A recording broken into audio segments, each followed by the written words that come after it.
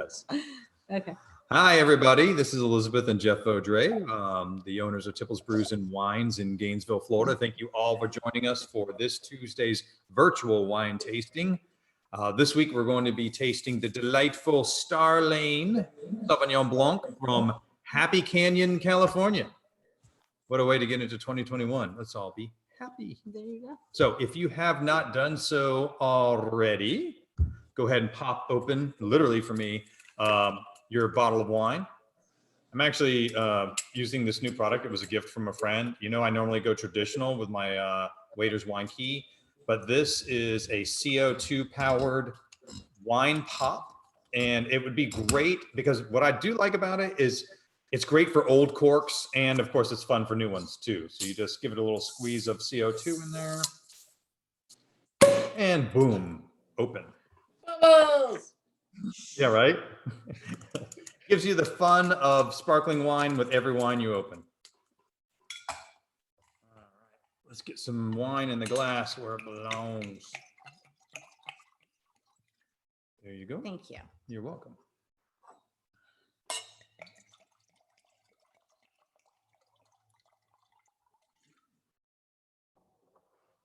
All right, so ideal serving temperature on this guy starts around 45 degrees, 45 to 50, depending on where you want to go. So a little cooler than normal cellar temps over in Europe. My favorite way to get there is a good hour in the refrigerator before you drink it. And then, of course, by the time we get done drinking this glass, it's going to be probably the upper 60s, being in a 74-degree room in Florida. So. Can we jump up, put the slide on? We'll talk about pairings and get our initial impressions. All right, so here we have it. Consistent 90-point wine, vintage to vintage. They don't get a rating every single vintage. Most people don't. They'll skip one once in a while, but it's consistently right up there at 90 points. Sauvignon Blanc, beautiful, crisp, acidic white. So great with light white meats, chicken, pork, chop, turkey. Seafoods, I heard several people are having their scallops with the Sauv Blanc tonight. Two different people, by the way. Really? Yes. The Dickersons and the Dials. It's something about the letter D. So anyway, this guy can handle a little richer stuff. You might get to salmon with this, but generally no. You know, for Sauv Blanc, you're not going there. You're more salads and then the white seafoods, shrimp and that kind of a thing. This guy is all Sauv Blanc, and it's about 13% alcohol. And let's jump back to us when we talk about the wine a bit. So it's a little bit of a warmer area for growing Sauv Blanc in California. And we get a little bit of a richer version, which is one of the reasons I wanted to go with this. This is a very different expression of Sauvignon Blanc than you would get from New Zealand, for example. Okay. Well, New Zealand is going to be big grapefruit and lemongrass. Okay. And this guy, which we'll start talking about it right now, it's got a richer citrus nose. Like pear? Is there pear in there? You can go pear and like, you know, a nice apple quality. Like a Granny Smith apple? Okay. I'm getting that. Exactly. So Granny Smith, you can go white peach maybe. And there's kind of a nice rich quality finishing up on there. Which this was a warm year, this specific one. They actually had to pick a little bit early in order to preserve the acidity. That nice tart acid is very important to Sauv Blanc. And so they, in order to keep it for this one, they picked a little bit early. So you would not say grapefruit for this? Because I feel like I'm getting grapefruit, but I'm probably wrong. Citrus, yes. Okay. But I wouldn't go grapefruit. Okay. So to me, this is more tangerine. You know, something a little richer on the orange side family,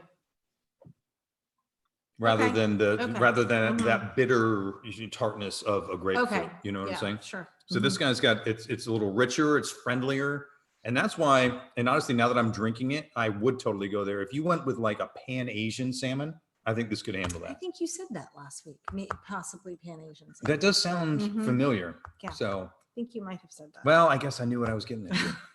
So. But yeah, I could see like I don't know if they still do it, but at Bonefish, they do a Pan Asian salmon. I could definitely see that Mhm. with this. Mhm. Yeah. Right. Yeah. Mhm. And there's really kind of a nice, they talk about a floral, the floral component, because there definitely is to me a floral component to this guy. They said freesia, which honestly, I'm sorry, I don't know what freesia smells like, but I'm definitely Remember Bath and Body Works from the 90s? right. All the girls are like, yeah. Right? Like I've got a lot of nodding people out there. Yeah. Mhm. Freesia sounds fantastic to say. I'm sorry, I don't know that one. I try to smell as many things as I can so I can be on these notes. It's very sweet, like a very light, sweet smell. Okay, well, I definitely get that. See, Where I was this gonna is, say like a gardenia. yeah. See, okay, Does yeah, that work? I'd go Okay. there because there's a nice, it's a floral, so it's not like a fruit sweet, but there is a sweet note to it. Mhm.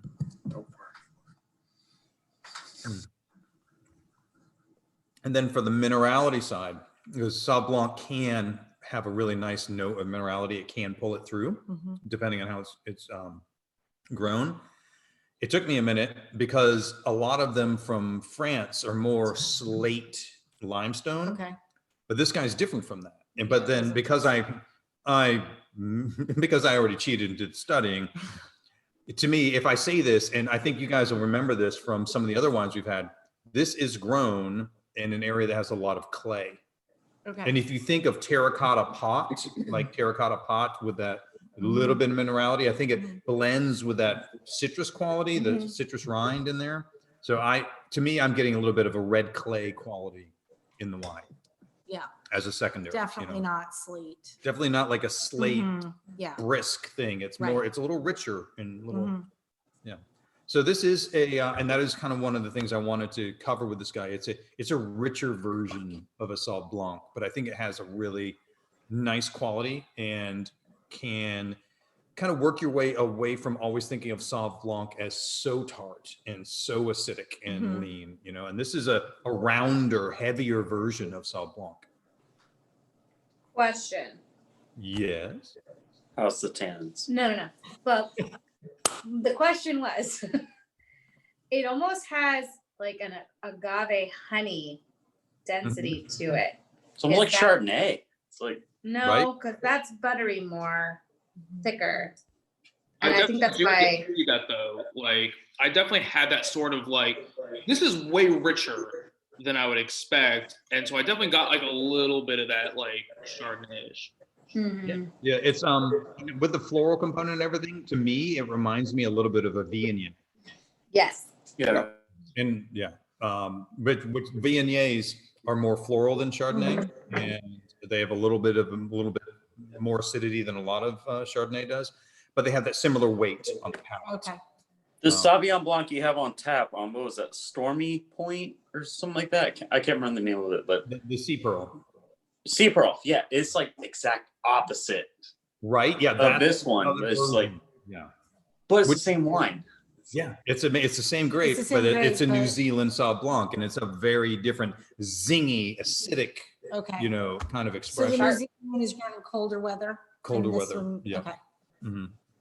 Yeah, this is the warmer weather and a little different minerality in the soil and that kind of a thing.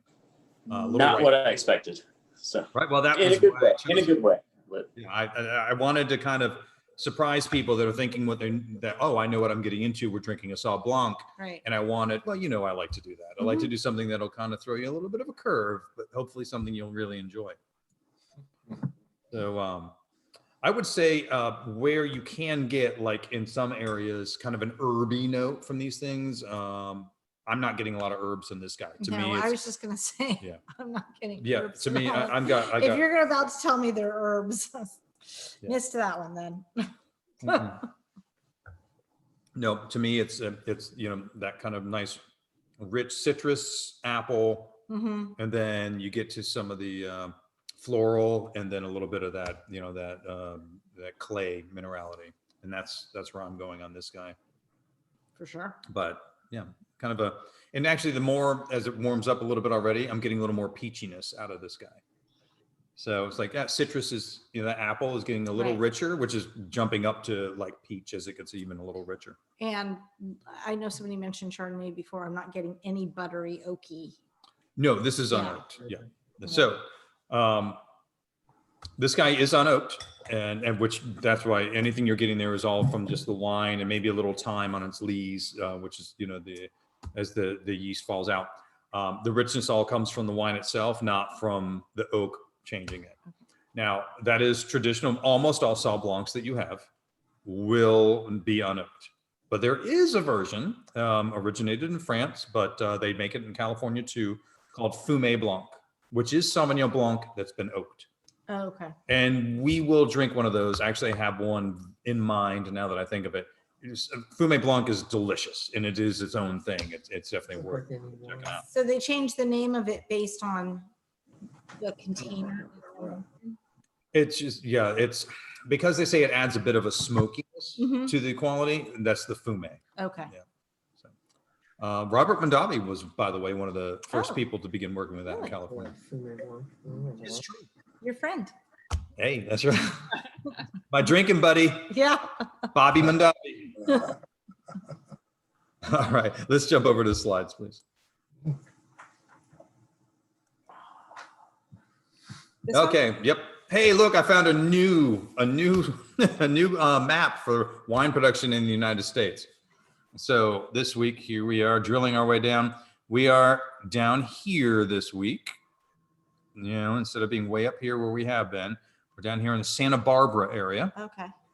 And by the way, before we move on, just to keep in your mind, you'll find out why later, but keep this area in mind because it applies to our story tonight. Interesting. We're going to take a road trip through the Panhandle, evidently there, and then go up to Arkansas and Missouri. That's right. The Show Me State. To plan that trip. Yeah. Julie's out. She's out. So as we drill down, here's the Central Coast. So we are in the southernmost part of the Central Coast wine growing regions for California, down here in Santa Barbara. Here's Happy Canyon right there. And I know it's there because I know what I'm looking for. All right, so pop in here and now we can see a little closer. There's Happy Canyon. So the Happy Canyon area was named during Prohibition. So Happy Canyon was named because it was a favorite spot out in the middle of nowhere for bootleggers to make their liquor. And people would take a trip to, quote, Happy Canyon in order to go pick up liquor. That's awesome. Right. So became a designated AVA, American Viticultural Area, in 2009, so not that long ago. Yeah. The soil is sandy with clay and cobblestone, small stones, low in nutrient value, highly porous to drain quickly. Not that they get a ton of rain. It's in Central California anyway, but they get a lot of low yields, but high quality grapes. It's a warmer climate because it's further inland and away from the Pacific Ocean a little bit, which we're seeing in that richness we're enjoying tonight. In fact, the fogs do make it there, right? But they burn off very quickly. Okay. So it does allow them to grow really nice grapes, but they are on the richer side. I love that every time you talk about like it's nutrient poor, it's rocky, the way you describe all of it, I can just imagine a farmer going out there and looking and going, can't grow anything here. And then, somebody comes along and goes, this is perfect for grapes, for wine. Right. Awesome. You can't grow anything else. Well, Yeah, it's like you get these like Mordor wastelands or Yes. something else like that, and then somebody's like, I can make a winery here. Yeah, exactly. Right. Exactly. Would life be tenuous? Yes, exactly. Burgundy wizard, or whatever their colors are. Right. I like it. Mhm. Let's go ahead to the next one. All right, so Happy Canyon Vineyard. Here we have a beautiful picture again. Honestly, when I put this picture up, I don't know how many of you guys remember what the canyon that the South African canyon that we just had the wine from last week. Oh, sure. It looked almost exactly Yeah. like A lot like this. it was almost exactly the same one.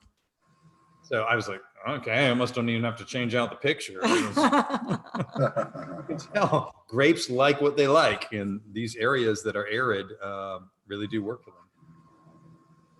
All right. There's the soil. So there's a picture. You can see that reddish cast with a little bit of that clay, but then the sandiness, and there's a few of the rocks.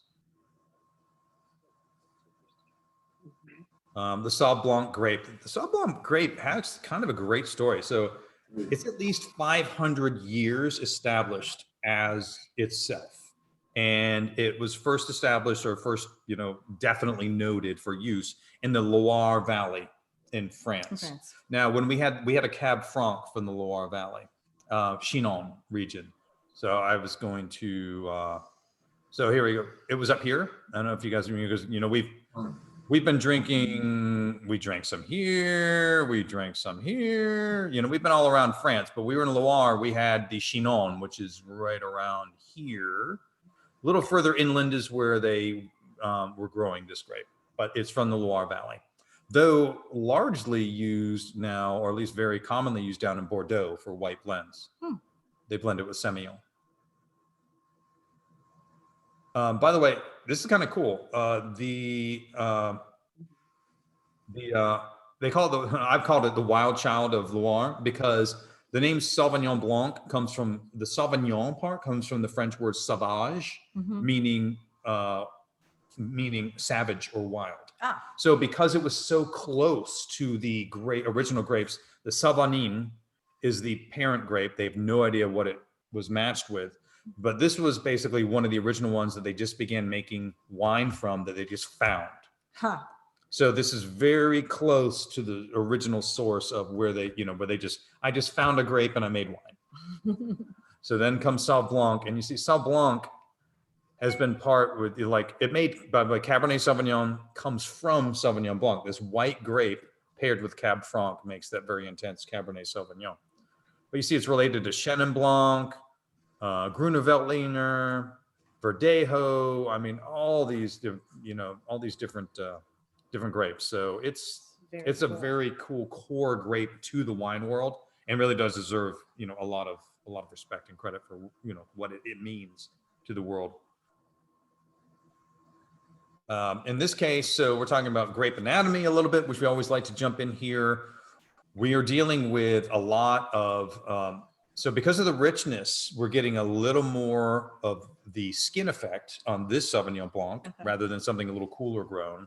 But that tartness all comes from the intensity inside the grape there. So where a lot of times when we're talking about the red grapes, we're really talking dominantly about what's going on out here.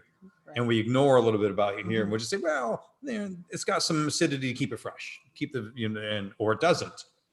In this case, when you're talking about whites in general, white wines, what happens in here is a little more important in order to keep that fresh tartness that's important to the style of white. Star Lane Vineyards. Star Lane, let me get over here. Founded in 1996 by Mary and Tim Dierberg, and Star Lane was originally a cattle ranch until 1996. They found this great area. It had a wonderful microclimate. Mary and Tim were looking for a place where they could grow Bordeaux varietals. So by Bordeaux, Cab, Merlot, Malbec, Petit Verdot, Sauvignon Blanc, that kind of thing. So we're not talking Pinot Noir, Chardonnay when it comes from the French ones. We're talking about these other guys. So interestingly, Star Lane Vineyards was their first beginning of production. But the Dierbergs have a line called Dierberg as well. And that is an area a little higher elevation inland, where they grow Pinot Noir and Chardonnay. Okay. But these are the ones that are more Bordeaux. Here's their tasting room. Looks like a lovely place to go visit. By the way, the Dierbergs, and I said keep Missouri in mind, they were bankers in Missouri. And they started growing grapes, and they owned vineyards in Missouri starting in 1974, before they came and decided to go to more traditional wine grapes. And so they knew they couldn't grow them in Missouri, even though they are beginning to try and play with it in Missouri.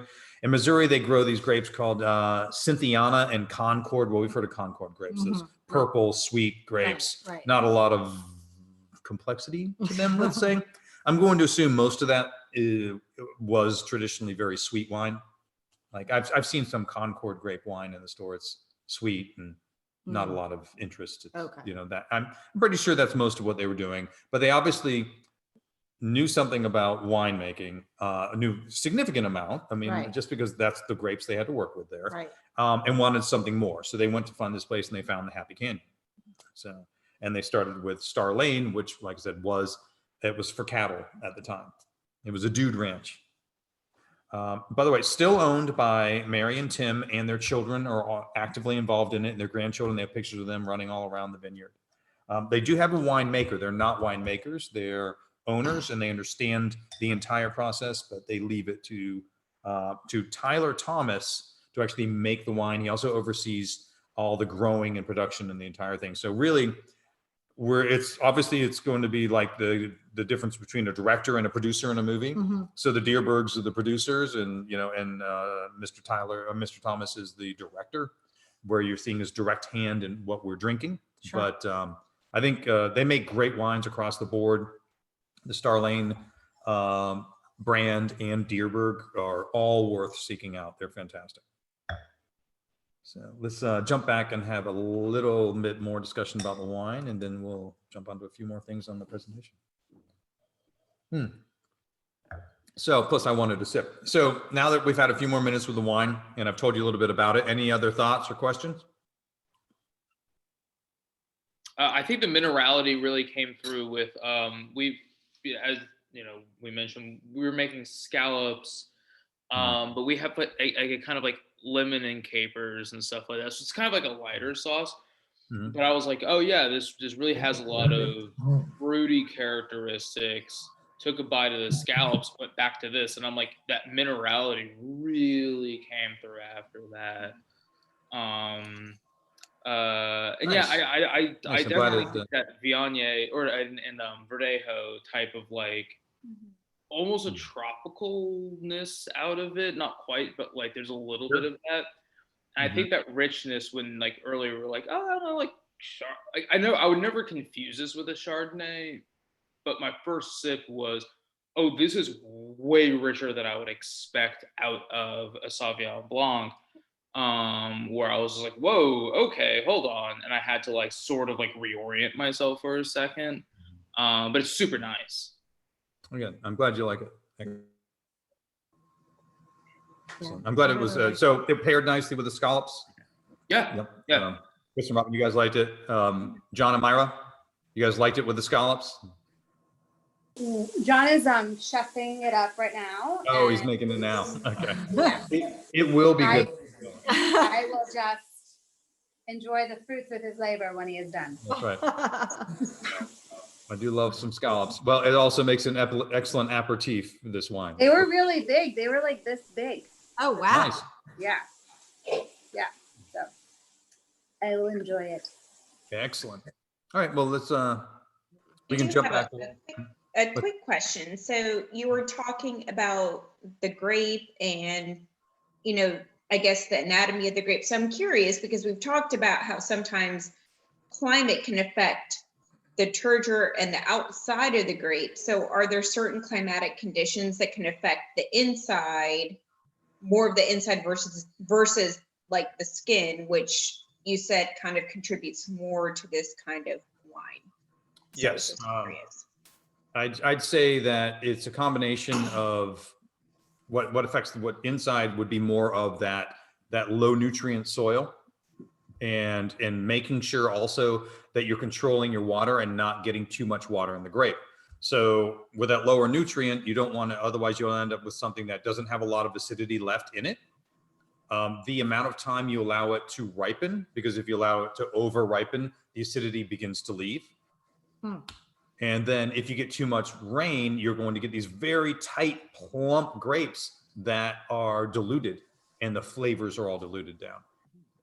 So you get so that affects also the sugar content when you crush it, and then you're going to need a lower sugar wine. You might have to throw some sugar in order to get the numbers you want to get.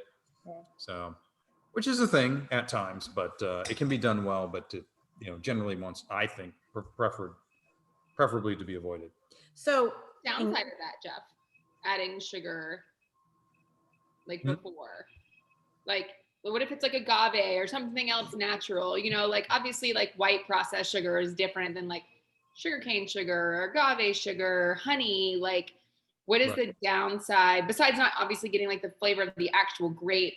Mhm. Is there like if a vineyard has a bad year, like too rainy, I don't know, but is that something like a vineyard would do to help? No, there are vineyards that do it. Absolutely.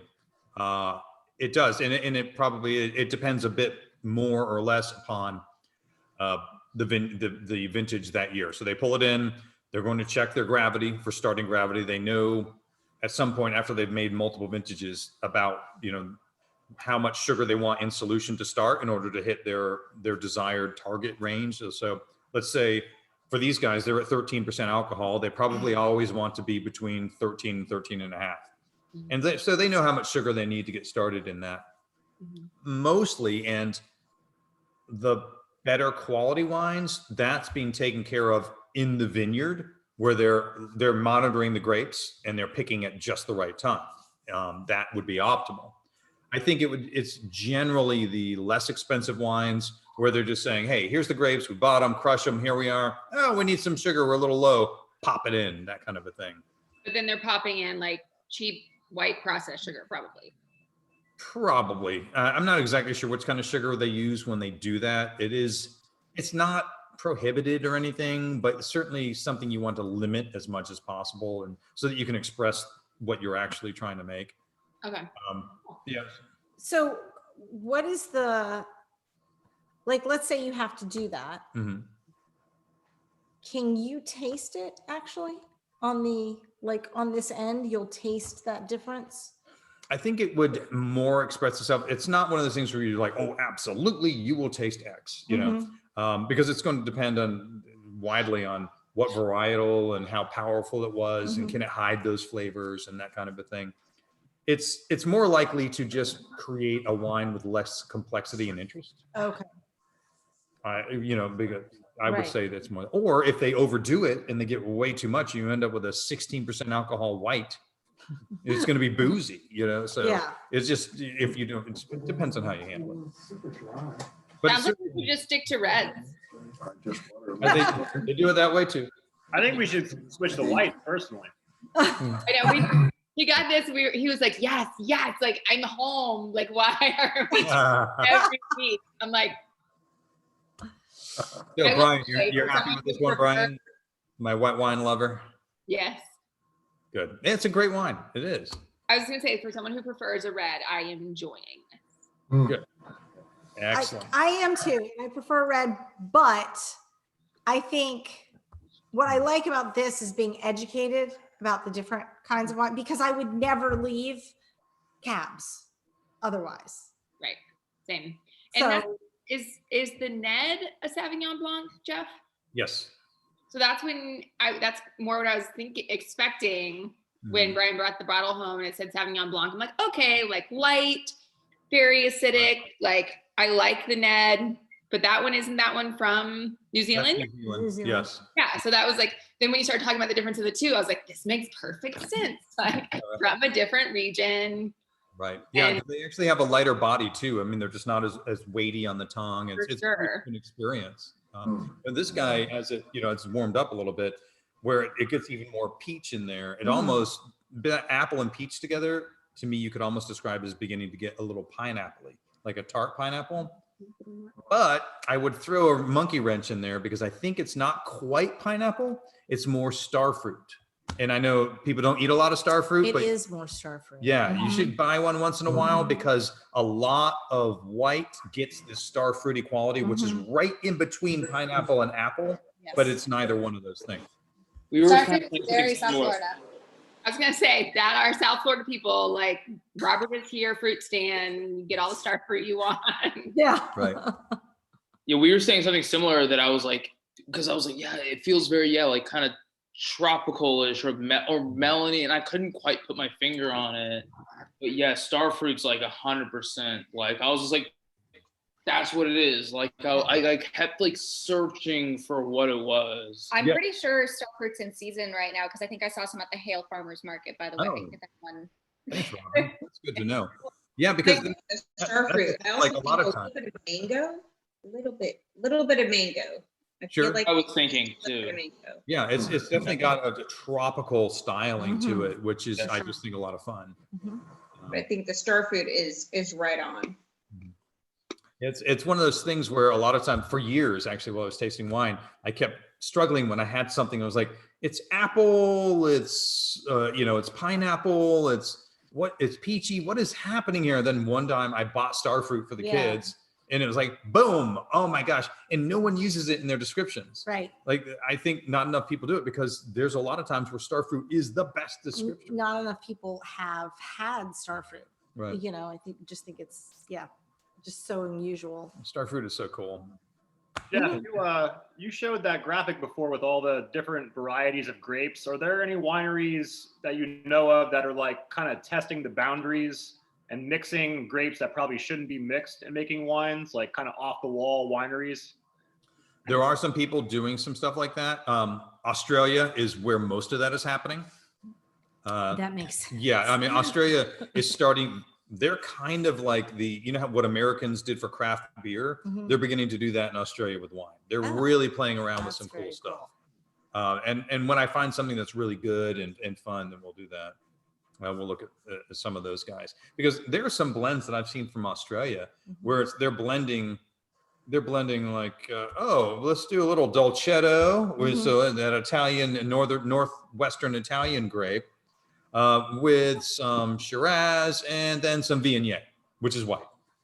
You're like, wait, what? What did you just do there? And anyway, It'd be fun to try. oh yeah, hey, look, we've got weeks and weeks to be together. Yep, That's right. Yep. And we're a growing crew, so we're going to keep doing this. Yeah, this isn't going away even after we are all vaccinated. Right. I mean, we'll still keep the Tuesday virtual tasting. Oh, exactly. Because I still don't like people. I don't want to be around them. Yeah. And, virtual's best. Did you see First Magnitude's post today? I was like, good job, First Mag. Yeah, the dial saw it. Free beer with your vaccination records. I was like, hell yes, I get free beer. That's great. That's great. Let's jump back to the slides. We'll finish up the school stuff, and then we'll talk and have some fun. Okay, Right. next one. Next, please. All right, so here they are. They're the Deerbergs, still together. They've been a brood of family, and they made it a whole big family thing, and I think that's kind of nice. Yeah, that really is. And he's next. All right, so scores. So here we have our weekly discussion. This guy gets around 90 most years, Yeah. Year in, year out. So we got whether you call this wine outstanding or you go down into like 89, very good with special qualities. I mean, depending on what you guys are thinking, somebody could throw it out there, whether you think it should be lower or higher. I think anywhere from 88 to 90 is a perfect scoring range for this wine. It makes sense to me. I think it's a delicious wine. It has some unique qualities. It stands out as something interesting. Yeah, I really like it. I know you've explained this before, but I'm going to ask again because we're drinking every time we talk, so I forget. But the rating scale, is it like the dog show? Like you're comparing cabs to Sauvignon Blancs, or is it, this is kind of like I'm comparing this? Because like, how do you compare this to, I mean, my only experience is with the Ned. Like, it's such a different, but I love like that idea of like comparing two different Sauvignon Blancs of different styles, but how do you compare that against a cab? All right. So I thought about this week and I came up with, I think, an even better explanation than I've said in the past. Hey. So my thought is with these ratings, when you see the ratings from Wine Spectator for that wine, that it's more like the part you don't see before the dog show, where it's breed specific. Okay. All right. So when you're looking at a 90-point rating for this, they're doing it at 90 points versus Sauvignon Blanc, right? It's not versus all of them. Mm-hmm. And then when you look at the Wine Spectator and Wine Enthusiast top 100 of the year, that's when you're looking at like the best in show kind of thing. Where All the now they're different looking rates. at what stands out with, we've already said this is an exceptional wine within its breed, within its varietal, Mm-hmm. right? And now we're putting them, how exceptional is it against the other guys. Right. So when you're looking at like top 100 lists, that's like best in show, or the classes were like best of the terriers and that kind of a thing. Mhm. It's that level. But when you're looking at the individual ratings, you're looking at, okay, this guy's being rated against other Sauv Blancs, or against other Shiraz, and that kind of a thing. And it's against other Sauv Blancs, not against a standard. It's Or a is it- combination, okay. but because, like those are put against standards. So you're Okay. like, if you have a miniature Schnauzer, Mhm. they're going against the standard. Right, they're going against the standard. I know that they're competing against the other ones, the other dogs, let's say the other Schnauzers. Right.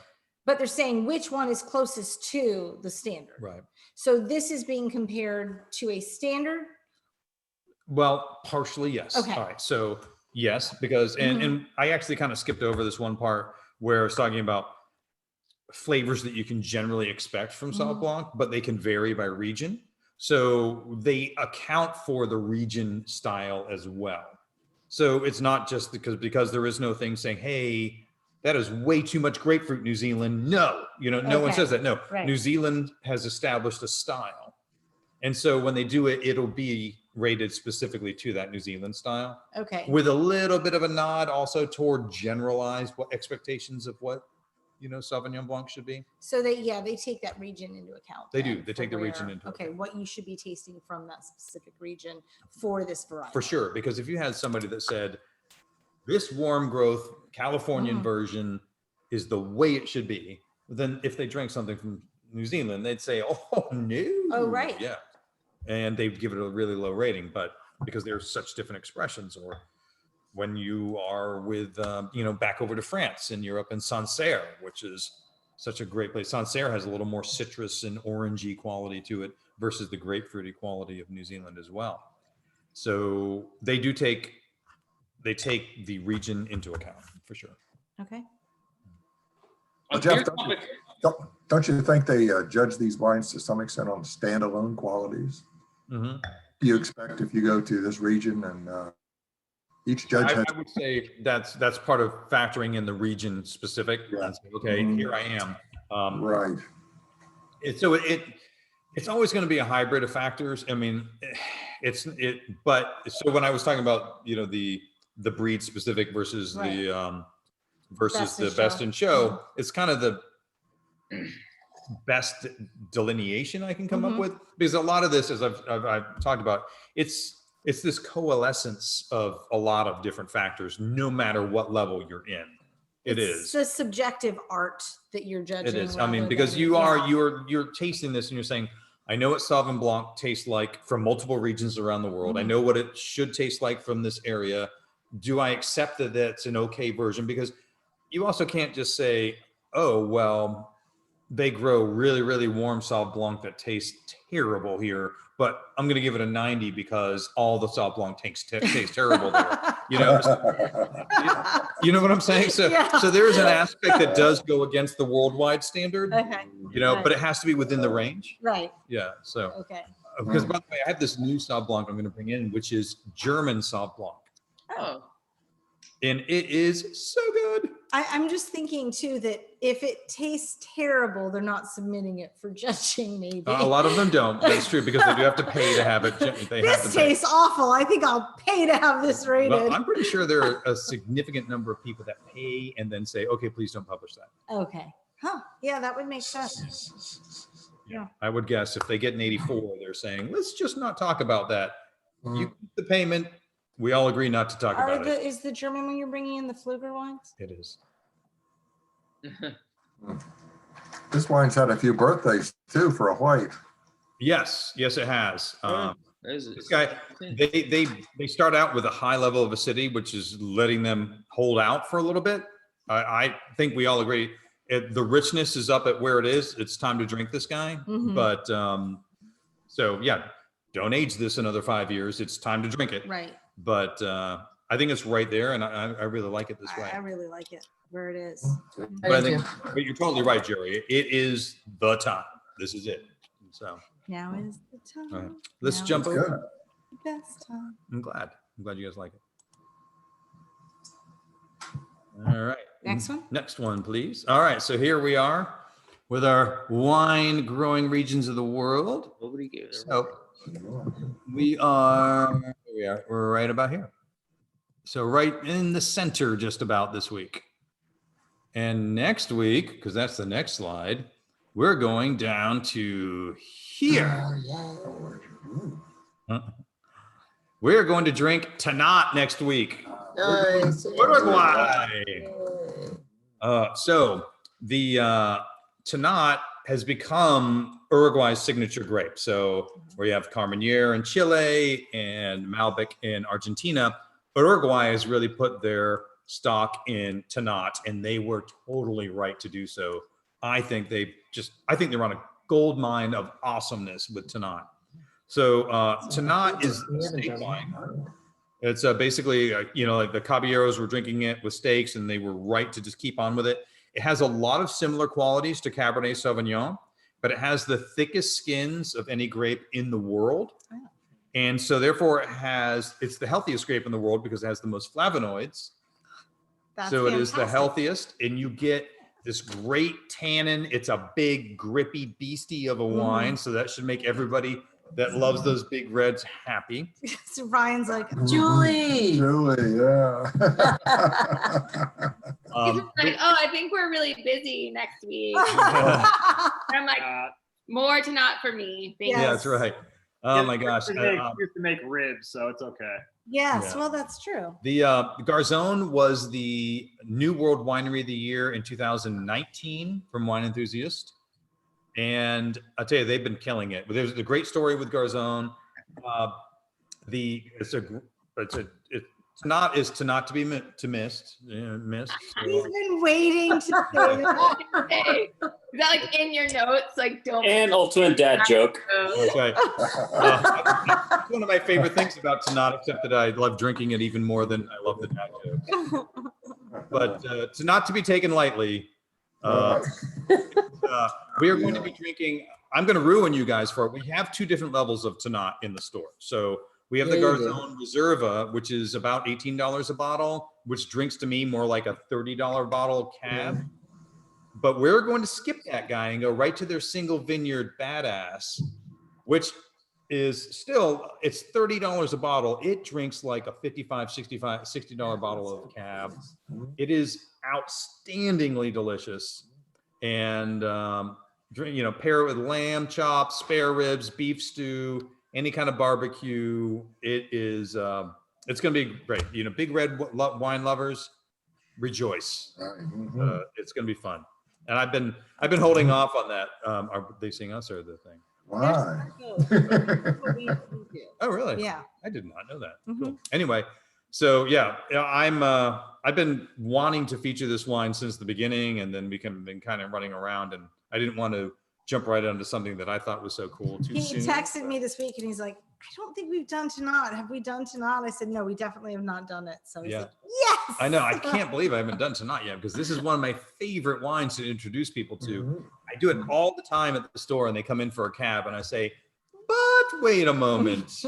And I send them home with this wine, and they always come back. I've never had anyone come back and say, that wasn't my thing, but thanks for the suggestion. Mhm. Every single person has said, oh my gosh, yes.